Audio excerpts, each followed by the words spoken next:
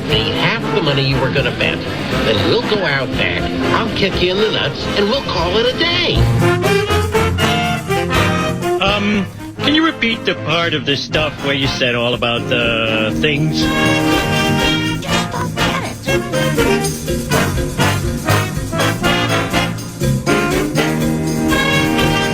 Personal foul.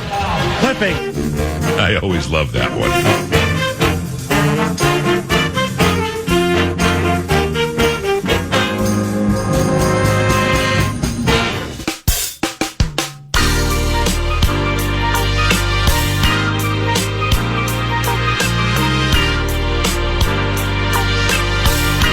Morning, ladies and gentlemen, and welcome to a VOX in the Box presentation from St. Paul with Kevin Gorg and producer Nordo. I'm Paul Allen. Your Minnesota Wild take on the Vancouver Canucks this evening, and we are very, very happy from Trier Rink, where the Wild conduct their morning skates and practices, to be joined by head coach John Hynes in advance of tonight's game on KFAN against the Vancouver Canucks. Good morning, Coach. How are things? Great. How you doing? Pretty good. You got that heater in front of you right now. You kind of monopolized that thing, didn't you? That's great hospitality by you. I appreciate that. Yeah, no problem. It's a one-segment thing, Coach, because it's chilly in here. Anybody get you with a good April Fool's joke yesterday? No, it was pretty quiet, thankfully. What? How would you handle an April Fool's joke if, like, somebody on the medical staff came up and said, hey... Probably shouldn't go there, right? No, I don't believe in superstition, but everybody else does. Not in April. I mean, it'd be bad enough in October, but not in April, right? Yeah, I agree. I mean, come on. I almost got bit yesterday on the with an April Fool's joke, just going up and down the X machine, and Nordo, the producer, saved me because there was a picture of Husey and like an 8-year extension and everything. I'm like, yeah, you saw it? Didn't that thing look real? It looked real, but I knew better. I almost went with it live on the radio, vetted it out with Mad Producer about an 8-year deal. Almost went with it. Do you think, Coach Hynes? Do you think that there would be a day that maybe we could really roll with something like that, like an extension for Quinn Hughes? That's probably for the off season. But what do you think about that? I think so. I mean, I know we'd all love it for sure. I think Quinn's focus and our focus right now is obviously the task at hand of finish the season strong in the playoffs. But I'm sure that Quinn and his camp and Billy and his crew will have certainly have some discussions when everything's all said and done. What got into, from what you know, what got into Vancouver last night? I mean, they went on the road, beat Colorado 8-6, and it's their first road win in like a month, maybe a month and change. What got into the Couve last night? Well, I just think it goes to show you how competitive the league is. I think anyone can beat anyone on any given night, depending on who plays better or.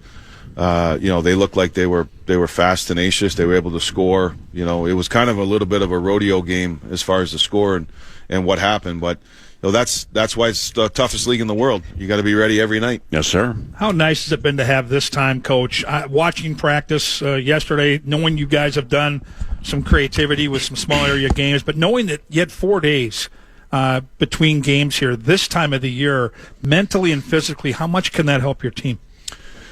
I think it always helps. It's obviously a long grinding year, and we've had a very competitive group for the majority of it, and obviously we had a lot of guys that went to the Olympics. So I think at this point in time to have a few days at home, thank God, the weather was great the days that we had off, but it also allowed the guys to, I think, recharge and get away from the game a little bit.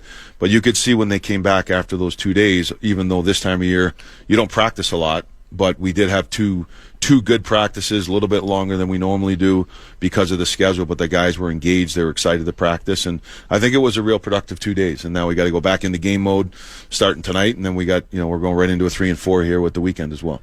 You've got a veteran team. Do you sense being around these guys at the rink, whether it's at practice or now moving into game mode, that this group is now starting to build towards something? You've got a group of people in this room on this team that have kind of been there and done that. And do you feel like right now they're starting to really push towards that April 18th or 19th, whenever it starts, series against Dallas? Yeah, I think that they're a good crew. We know that we need our individuals to play well and have our team game playing the right way. And I think these guys recognize that, and certainly the conversations we've had. And like I said, we've used this for some videos, some practice time to touch up on a few areas, and now we gotta get going. How much do you need some of your go-to players to, in the last couple of weeks here, see the puck go in? I know the stats. Once we get to playoffs, everybody starts 0-0, no goals, no assists. We all get it. But from your perspective, how important is it for a Matt Boldy or a Kirill Kaprizov to be feeling good about seeing the puck go in here in the last couple of weeks?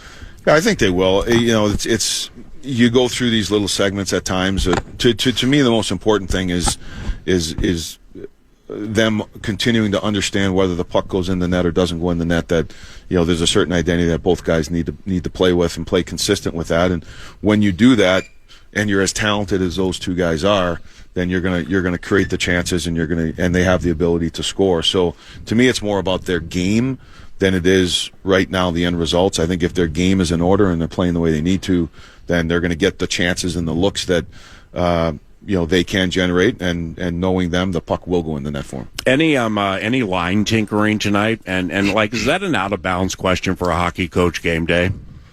You know what I'm saying? Is it like oversharing, like too many secrets or whatever? Because you do tinker with lines every so often.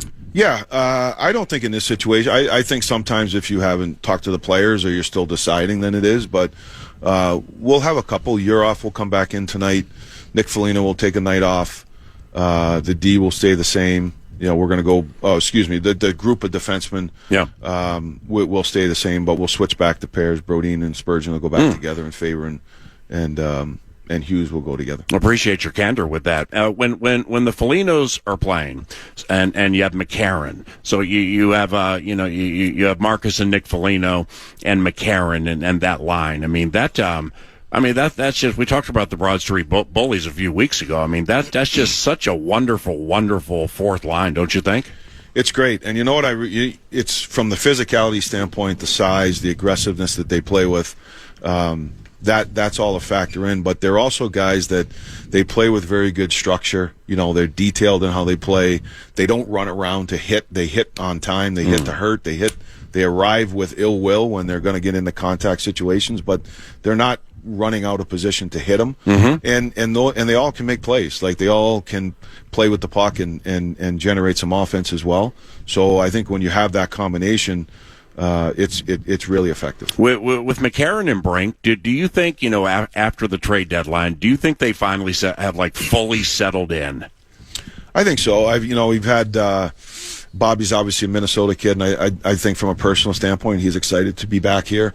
I think he's settled in from a hockey standpoint. A little tougher for him because he got injured too, so he was out for a little bit. But just watching him play and the understanding of how we want to do things, he's right on target. And I think he's playing to his identity as advertised. He's fast, tenacious, offensive, highly competitive. McCarron, he's been good. He's got his wife and his kids here with him, so I think he's all moved in from a personal standpoint. And hockey-wise, he's another guy that I think has really played to his identity. And I think as a centerman, he's getting a little bit used to our some of our stuff is a little bit different than Nashville, but he's a highly intelligent guy, and I think he's coming along as well. With Vancouver tonight, you'll get Z Boyum and Liam Ogren and Marco Rossi. With Z from what you've seen specifically of late, like how has he settled in there? What have you seen? Z looks good. I think he's he's basically a year plus in the NHL because he was with us in the playoffs last year. So he's gotten bigger, stronger. I think more realizes what he can do from an offensive perspective when he has time, when he doesn't have time, when he can make his plays. And then I think from a defensive standpoint, he's really growing his game. I think he looks more comfortable without the puck in line rush situations and D-zone coverage and things like that. What about Rossi? How's he fit in there? Marco looks good. He was out for a long time, I think, with his injuries, but he's such a good player. Like, Marco's quick, fast, really smart, so I think he's a guy. He picks things up right away, and he looks good. And Ogren's the same way. He's done really well. He's getting you can see his speed. I think he's got a little bit more offensive production.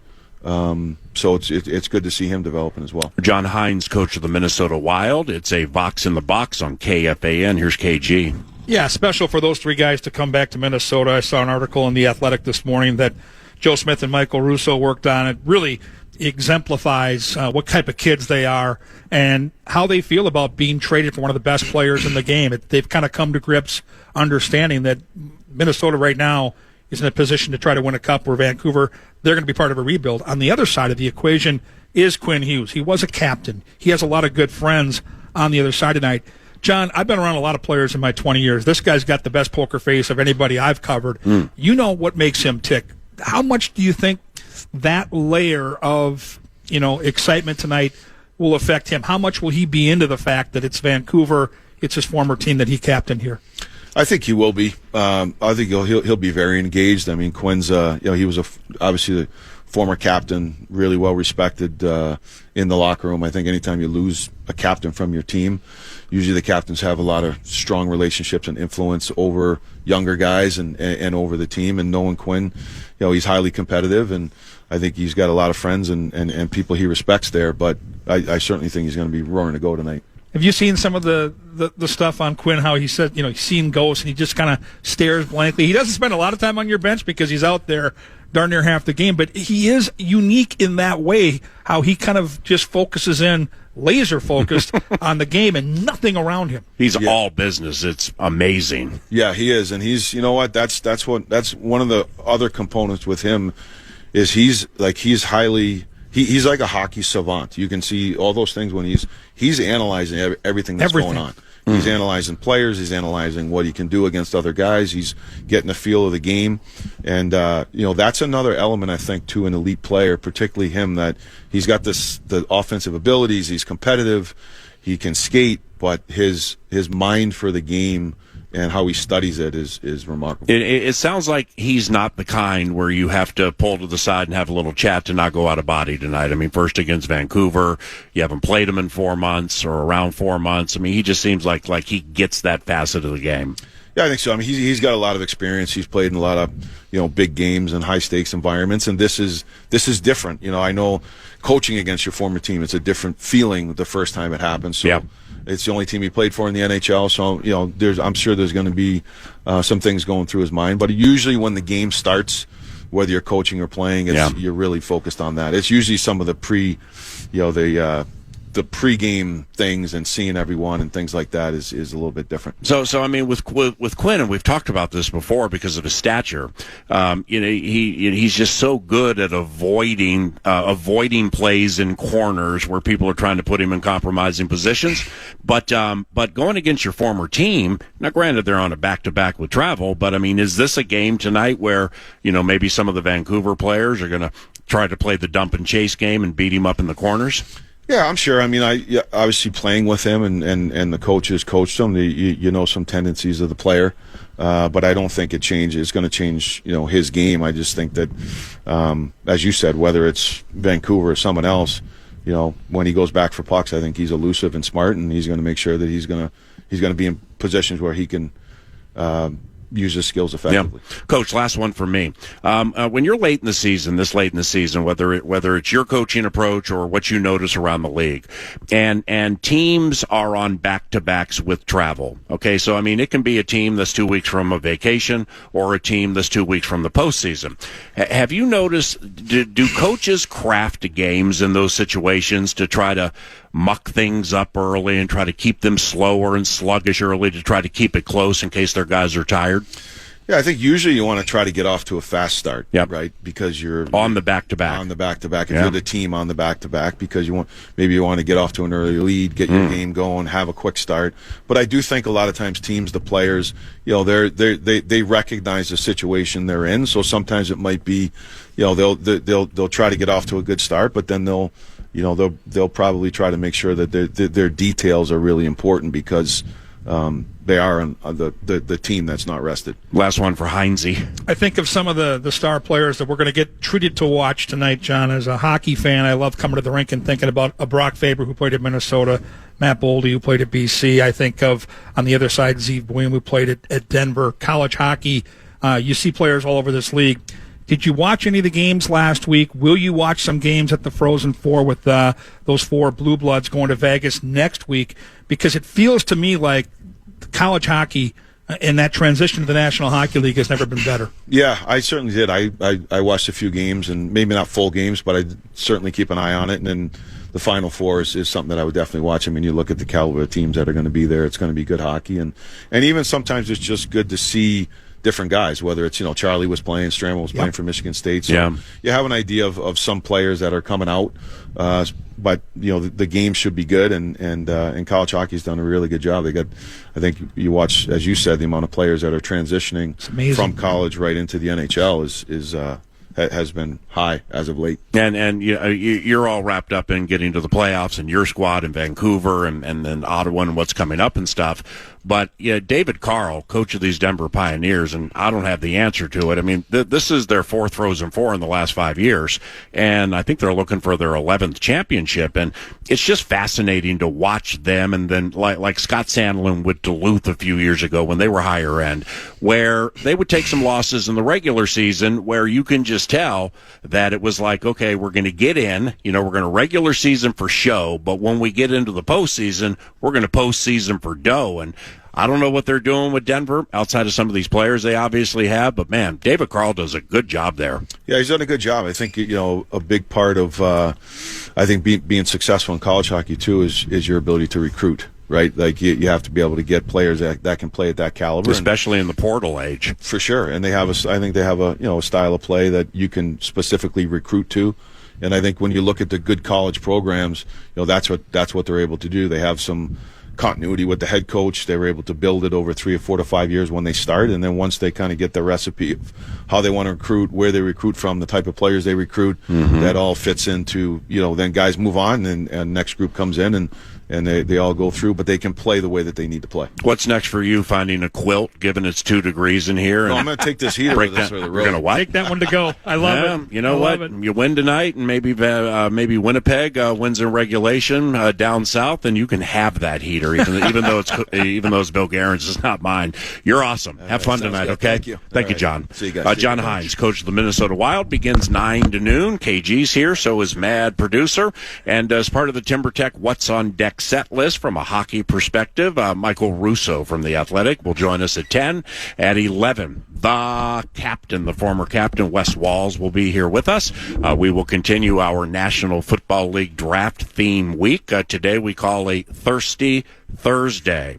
And Nordo and I have a couple of players for whom we thirst. 3 weeks from today, with round 1 of the NFL draft. Thursdays will be Minnesota Vikings Pick 18 identification days, and we'll get into that a little later. And Brett Blakemore is guiding the Great Ship Love Covenant from FM 100.3 KFAN. Happy Thursday to you. This is VOX in the Box on KFAN. Are you ready for the ride? 311. And the Dirty Heads kick off the So Glad You Could Make It tour at Mystic Lake Amphitheater July 11th. Tickets are on sale now. Get the full show details, KFAN.com, keyword calendar.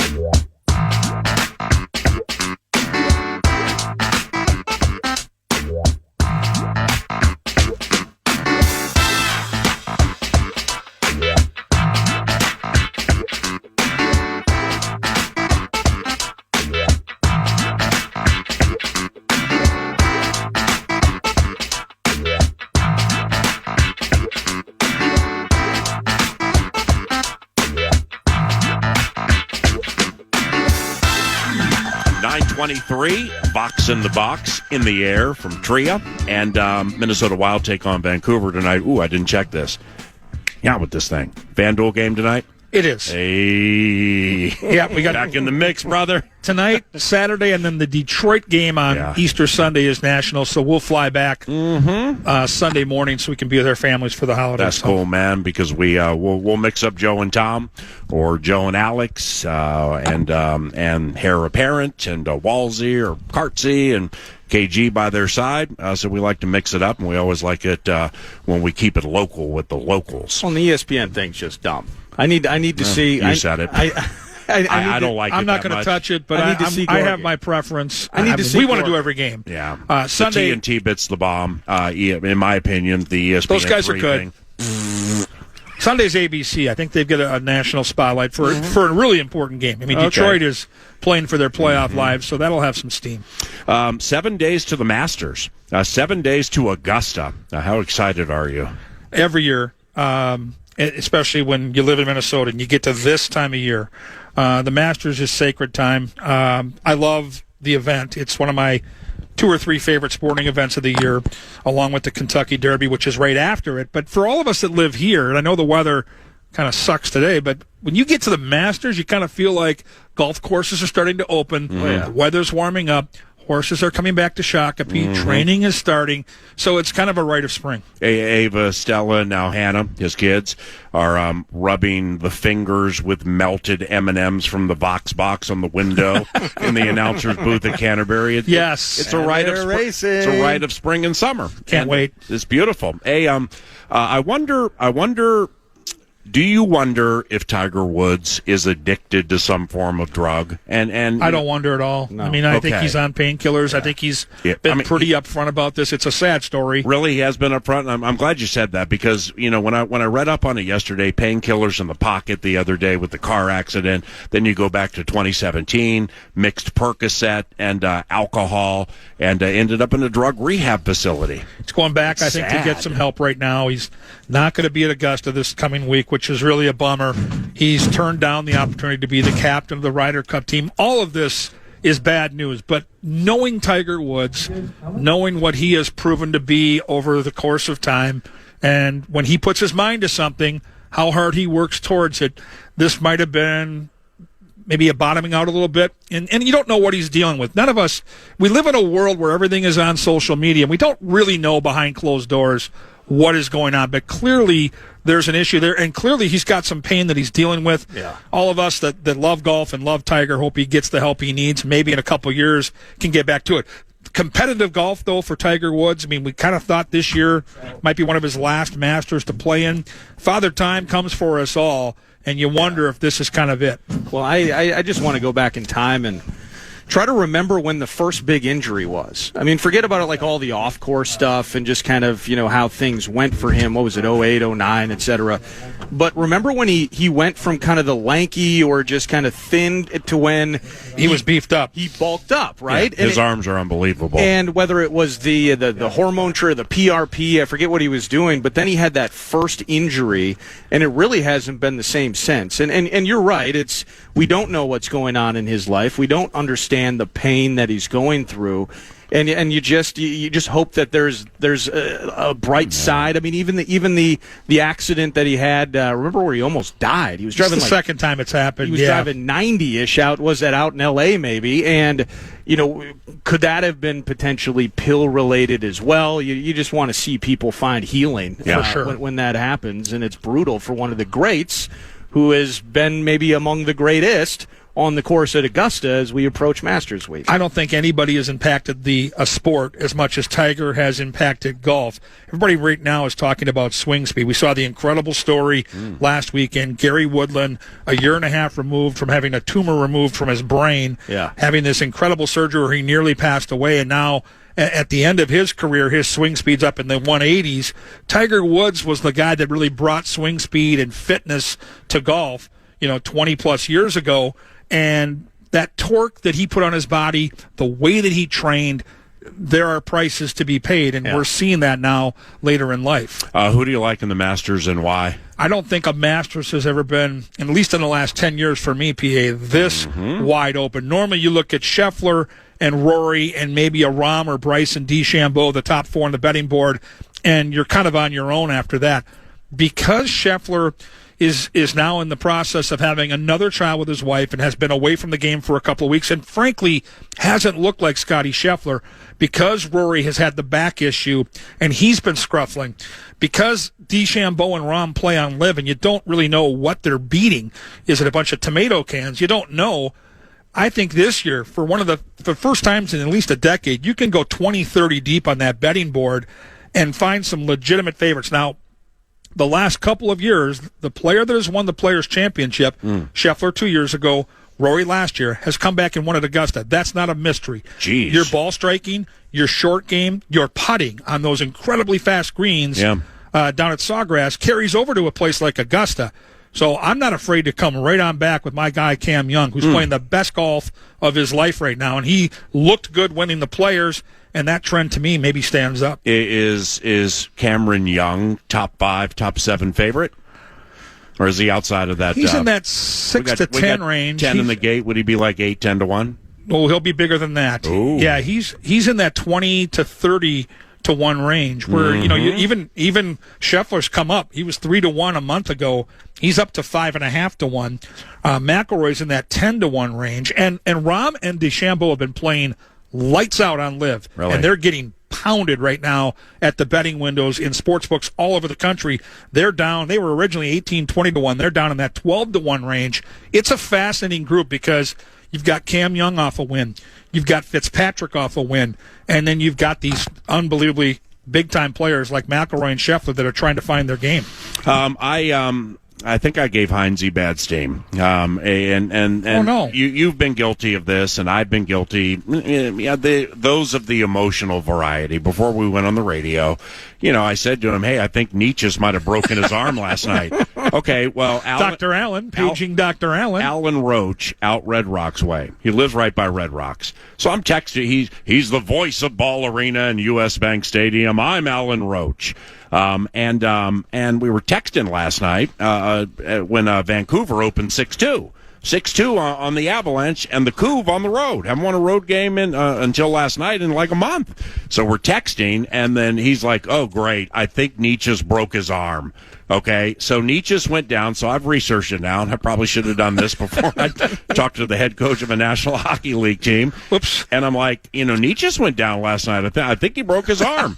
Okay, well, he went down with an upper body injury in the first period, missed the second period, came back in the third period, no broken arm. You made Coach smile for at least a small smidgen of time. I thought I had some steam, and we're talking to Hynes before the interview. We're like, you watched the game last night? He goes, yeah, I was in and out. I'm like, I think Nietzsche's broke his arm. He goes, really? I didn't see that. He looks so surprised. Why? That's awful that I gave. At least you didn't do it on the radio. Well, but technically it's not my fault. It was the Vox of all Voxes ever to Vox, and he was guessing too. He's in the building. But he's guessing because of your game. Has to be upper or lower body injury. Can't be specific in our game. Can't be specific, so now. In fairness, though, on social media, it's reported that he went down the tunnel before the end of the second period. Be a broken arm. Pointing at his hand-wrist area. Yeah. He was not on the bench to start the third.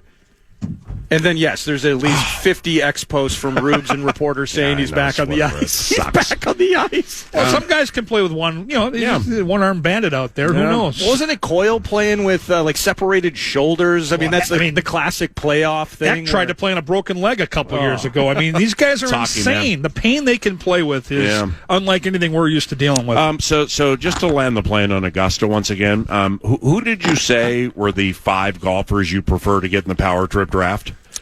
Cam Young, Rory McIlroy. Are you really giving steam, or are you just giving favorites? They're listening. These are the guys I want. Now. I want Fitzpatrick. I mentioned Rahm. And then if I want to go a little bit off the radar, don't sleep on Adam Scott. And let me just say this right now. Come on now. The 1986 Masters with Jack Nicklaus rallying on the back nine is one of the 2 or 3 greatest sporting events I have ever watched. He was 46 years old. Adam Scott, a guy that's won at Augusta, is 46 years old. Now, 46 years old now are built a whole lot different than they were back then. And as I looked at DraftKings this morning before I drove in here, he is 65 to 1. And I'm telling you right now, Adam Scott is going to be a factor at Augusta. So that's the guy I'm going to spot up on. So those are 5, and you'll end up picking 6. Yeah, Gorg, and that's how it works. And Corey will take some golfer who takes one swing, and then he's out for the rest of the tournament. Morikawa for life is in jeopardy because he had the back injury. Remember, at the Players, he played one hole. He was the most tipped guy and left the tournament.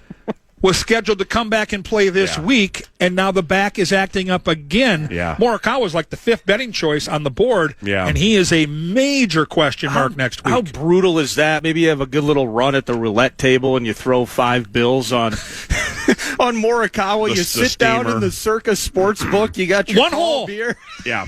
All right, let's go, Colin. That's I think he akin. pars it, maybe, and then he's out. He did par it. That's akin to us being at Canterbury, and there's been this high-headed cleat for whom you've been waiting. We've been waiting for 3 weeks, and you get 5, 6, 7, 8 to 1. You spot up for a couple hundred, and they're racing. Oh, something's gone amiss with cleat out of the gate. It happens, right? Cleat dwelt, and you're done. You can literally sit there and tear your ticket up 10 seconds into the race. And then you're hoping the starting gate didn't open in unison with the rest. Like, gone with that refund.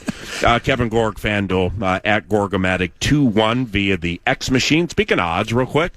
So, of course, I watched Boston beat the Wild 6-3, and then I watched a fair amount of Boston beat Dallas 6-3. Dallas is not the hottest entity in the NHL right now. They're struggling a little bit right now. Right, but, I mean, they may be regular season for show, postseason for dough thing. They just got Rantanen back 100%. and stuff like that. But nevertheless, with Pasternak and McAvoy, Swayman can get hot every so often. They're plus 7,500 to win the Cup. This is a plus at the FanDuel thing I looked at. This is a plus 7,500 to win the Cup. I mean, I thought that was ridiculous. Walking out of that building that day, I kind of muttered to myself, they're going to be a tough out if and when they get in the East, and it looks like they likely will. They play a real physical. They've got some jam to their game, okay? They've got some speed. You mentioned the high-end talent. Pasternak, one of the best 3 or 4 goal scorers on the planet. McAvoy's a great player. And, Swayman clearly is a super talented goalie. So I would be real careful if I'm one of the higher seeds in the East playing that team, because they could be a handful. Hey, what did you think of Cassidy losing his job at this stage of the equation? Here comes Torts, so I mean, you got great press conferences on the horizon. It's great for all of us as fans to see Torts back, but let's be honest. But this stage of the season, bizarre. I remember the Penguins did it once. We're going back 30 years here probably, and it's been done before, but it's a really risky move. And watching Vegas from afar here the last month, they've been awful. They have not been playing good hockey. This guy's a couple years removed from winning a cup with basically the same group. I'll say this. And Cassidy, Vegas has so many veterans, too. He won't be out for long. Like, when you look at the offseason and some of the changes that are coming here, he will likely be the first call that these teams make. For all of us, though, that we'll get home from a Wild playoff game, we'll turn on the late-night game, and Vegas is playing. I can't wait to see Torts get after the media come playoff time. He has some cantankerous to him. I know. And he's good on TV, too. Really good. Yeah, he does a good job on ESPN. KG for a couple of quickies to close here. So let's dreamscape a little bit, so to speak. Like, all right, so the Wild 6 points behind Dallas. If the Peg beats Dallas in regulation tonight, Wild do the same with Vancouver. Then I know there are games in between, but then the Wild wins at Dallas in regulation in a week. Is there even a puncher's chance at home ice, or is it like below a 5% thing? It's probably below 5%, if we're being honest. Dallas hasn't been healthy. Like the Wild, they've had some ups and downs lately. Both these teams kind of knew a month ago what their lot in life was. They're playing each other, and I don't know that either one of these teams is completely all in, hell-bent on we have to have home ice to win the series. But you hit the nail on the head. The only way that you get to the 5 or 10% part of the equation is today's a big day. Today is you need the Peg to win on the road in regulation, which is saying something. Yeah. And then clearly you have to go to Dallas next week and beat that hockey team. And this weekend, if you're looking at this schedule for Minnesota tonight, they're going to be a heavy favorite, rightfully so. I think Minnesota's going to get right tonight. I think everybody believes that. Now you look at both Ottawa and Detroit on the road this weekend. You're playing two teams that are in complete desperation mode. Yeah. And that's the hard part for teams like Minnesota, Dallas, and Colorado right now. You just don't understand what it is like when you know your lot in life and you're playing a team that literally is in playoff mode already. I saw it in Boston. Yep. Both Minnesota and Dallas came out on the wrong end. I truly believe that the Wild and the Stars are a better hockey team than the Boston Bruins. But on both those particular nights, that wasn't the case. And that's why overthinking the last couple weeks here for this Wild team specifically. And I know fans have a lot of bad memories about first-round playoff losses, but bottom line is, when you get to April 18th, I can't wait. you need the team to be healthy, and you need Gus to be laser-focused and playing his best hockey. None of this matters, and I've been saying this for a while, and I truly believe it. This is a veteran team. You can't fool these guys. And so this weekend is going to be a great test. Tonight, I hope they get right, get some confidence back, get Boldy and Kaprizov scoring, but you just want to be healthy, and you want your goalie to be ready, because to beat Dallas, Gus is going to have to at least be Ottinger's equal. He doesn't have to go out there and stand on his head, but he's got to be the equal to Ottinger. And from there, I think Minnesota is the better hockey team. I truly believe that. The tough thing about it, too, is that you're going to have Dallas lose to the Avalanche at home, and they don't have Nietzsche's. And they don't have Makar. I took the bait. Right. I took the bait. Yeah. Well, and who April knows? Fools, right? To be honest, though, they may rest him. Literally, certainly. And Colorado Makar has legitimately no is reason hurt. to put could be him back nicked up, out there. yeah. Last night, you want to make sure he's right. Yeah. Right? Yeah. But Makar right now, and Bednar's basically said it, he's going to be fine, but we're going to give him some time. Yep. And why wouldn't you? Absolutely. And I think, Lou Nanny's been talking about this a lot. So if Minnesota stays in the hunt for home ice, they got to play this thing out. But to the Godfather's point, you get to next week, and now you start to see that, okay, we are going to be on the road. Yeah. Then you do have to give some of these players that didn't have an Olympic break, Yeah. players like Faber, players like Boldy, and of course players like Quinn Hughes, you have to at least consider giving them a night or two off. And the game I'm kind of looking at as I look at the schedule, we'll know by the time they get to St. Louis, the Monday after Augusta. Yeah. Because you've got a back-to-back in St. Louis on that Monday, home to Anaheim on that Tuesday. Yeah. And you are going to likely play some of your big dogs on Fan Appreciation Night, Yep. final home game with that gap in between the last game and the playoffs. But that game in St. Louis, I would think might be a good place to get some guys a little breather. I loved your question in closing for Coach Hynes about Quinn Hughes and, just his countenance and how you can just never get a read on him, and he's always laser focused. So I'm going to ask you to give us a read on him, and here's what I mean. How much do you think he likes it here? And I'm not saying he doesn't like it here, and I'm not saying he loves it here. I have no idea. I've never met him. But, how much do you think he likes it here? And I have a reason for asking the question.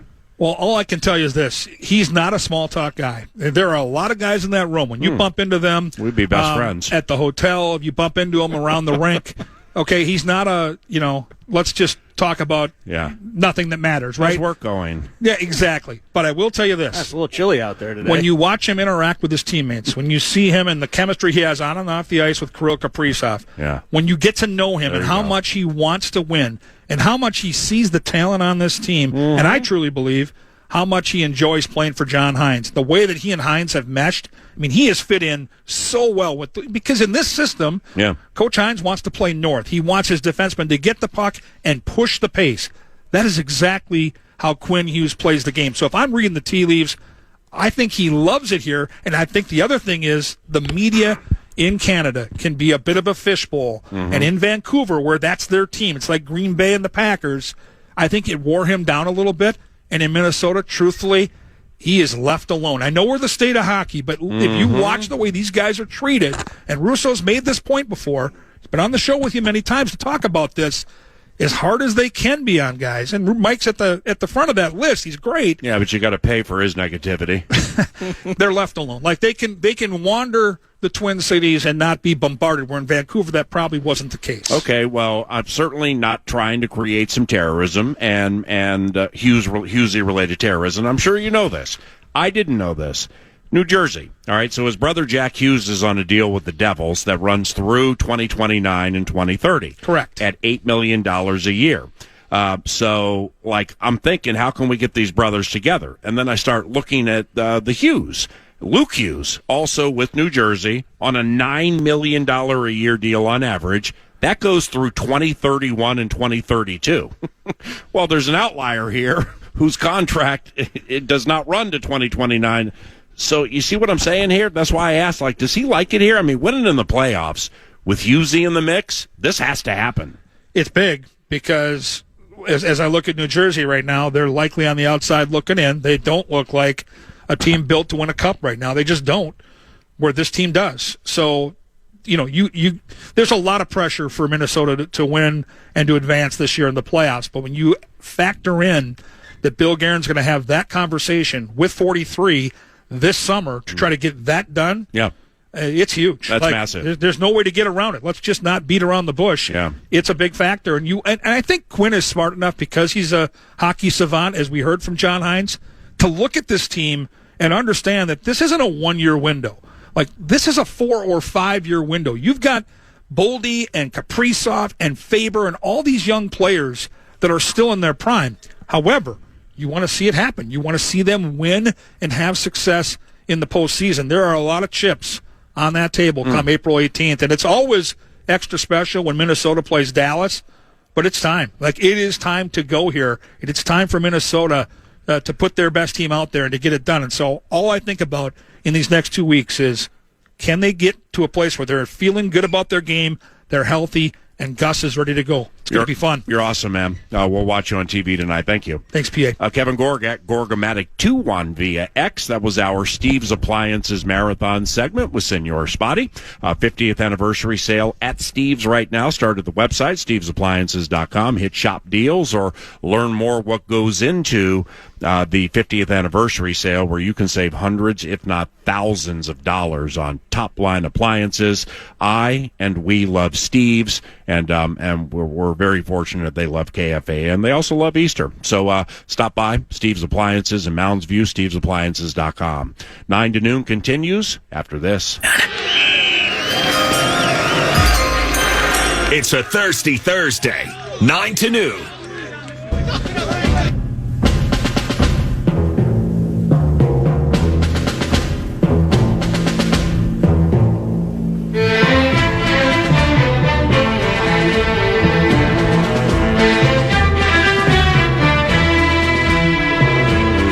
After a Monday mock, which led into a 2 for Tuesday, then a wild card Wednesday, we get to a Thirsty Thursday. And 9 to noon, Nordo and yours truly, we will do this up to the NFL Draft, which is 3 weeks from today. Round 1 of the NFL Draft is 3 weeks from today. The Thirsty Thursday basically is like this. I mean, you can treat it however you want. You can drink during the segment if you do so responsibly. Maybe that's your Thirsty Thursday. But for us, it's players for whom we thirst when it comes to the Minnesota Vikings at 18. By the way, about 45 minutes from now, I put this on the set list on my X page. My guy, sideline analyst for the Houston Texans, John Harris, is a draft savant. And he dropped a mock yesterday, a new mock that goes through the second round. And it's interesting. In fact, he has the Minnesota Vikings trading out of 18 and going back. We'll explain that. He's with Football Takeover. It's his website. Formerly a scout and had a chance to coach in college football. He's really juiced into people in the college game, and he's just super smart and calculated. So he has some interesting thoughts with his mock that we will unfurl at about 10:35. But for my selection, Norda will offer up his a little later. For a Thirsty Thursday, I wanted to get the low hanger out of the way early, and I wouldn't be mad if this happened. Dylan Thieneman is the name, and versatility is the game. If it was gun to the head right now, and I had to make a prediction for who the Vikings would take at 18, I would fall into the Oregon safety, Dylan Thieneman. When you learn more about him, as I have the last few days, yes, I understand it's low-hanging fruit, mostly for a lot of national media people doing mock drafts and, like thinking Harrison Smith for sure is done, and, you might have a pickle at the nickel and things like that. And Thieneman, and I didn't know this until yesterday, with this low-hanging fruit that's dangling. I mean, it's hanging there like a succulent, ripe fruit on the tree of hope for the Minnesota Vikings. The approach for me is, if it is Thieneman, you messed up with Kyle Hamilton in 2022, go ahead and make it right in 2026. And for me, it doesn't matter if Hitman returns, and here's why. This stock is going to pay dividends for somebody now and certainly down the road. It's like a dividend that will have future earnings for, say, say the Vox of all Voxes, ever to Vox, Alan Roach, the king of mailbox money. He knows about future dividends. With Thieneman, elite versatility, high football IQ, and ball hawking instincts. All right, everybody knows that. Now, as we'll get a little more into later, if you want Dylan Thieneman on your team, I believe and John Harris of Football Takeover kind of put me on this, so this would be FEHA, Fairness and Harris Act. Miami at 11. That is a legitimate landing spot for Dylan Thieneman, and that's in fact where John Harris has him going in his second mock draft at footballtakeover.com. And then I start to think it out a little bit, and I'm like, ooh, all right, so you got Hafley down there, Jeff Hafley, former defensive coordinator for the Green Bay Packers. I mean, when you get new coaches rolling in, they generally take players that work for what they call. And so I do believe Miami will take a defensive player at 11, and Thieneman Hafley would love him. So Miami at 11 is a bit of a concern. But what I didn't know about Thieneman in closing is he plays every position in the secondary. Now, he didn't play outside corner a ton, but he can. So he can play any position in the secondary. And you got the Kyle Hamilton comparison, if you want to make that thing right. Yeah. Cooper DeJean, that's more of the guy when I watch him. He really reminds me of him with that flexibility and and I think he would be better than Cooper too with the versatility. So I'm guessing Brian Flores loves a player like Dylan Thieneman with that position flexibility and the high-end versatility. So the first submission for a Thirsty Thursday would be yours truly, thirsting for Dylan Thieneman, safety and DB from Oregon, to join the Minnesota Vikings. More football coming up later in the equation, but when we return, the cough of Michael Russo goes live from Tria in St. Paul. It's a Vox in the Box presentation, a day the Wild hooks the Couve, and you'll hear it shortly after 7 with Joe and Tom on KFAN. Don't leave, we'll be right back.